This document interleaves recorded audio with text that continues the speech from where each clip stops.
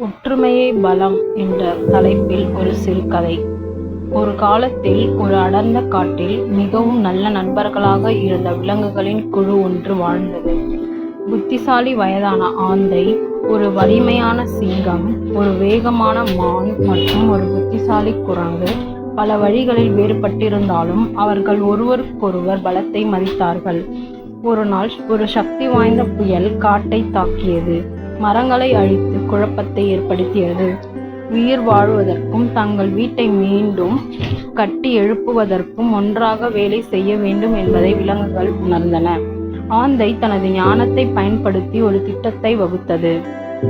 சிங்கம் கனமான குப்பைகளை நகர்த்துவதற்கு தனது வலிமையை பயன்படுத்தியது.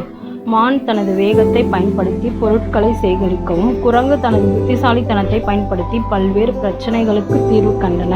அவர்கள் ஒன்றாக வேலை செய்த போது தங்கள் பலத்தை இணைப்பதன் மூலம் அவர்கள் பெரிய விஷயங்களை சாதிக்க முடியும் என்பதை கண்டுபிடித்தனர். அவர்கள் தங்கும் இடங்களை உருவாக்கினர், பாதைகளை சுத்தம் செய்தனர், அனைவருக்கும் போதுமான உணவு மற்றும் தண்ணீர் இருப்பதை உறுதி செய்தனர். அவர்களின் ஒற்றுமை அவர்கள் உயிர் வாழ உதவியது மட்டுமல்லாமல் அவர்களின் பிணைப்பை முன்பை விட பலப்படுத்தியது. விரைவில் காட்டில் உள்ள மற்ற விலங்குகள் அவர்களின் ஒற்றுமையை கண்டு உதவியது. பறவைகள் புனரமைப்புக்கு உதவியது. அணில்கள் உணவை சேகரித்தன. எறும்புகள் கூட பொருட்களை ஏற்பாடு செய்வதன் மூலம் உள்ளே நுழைந்தன.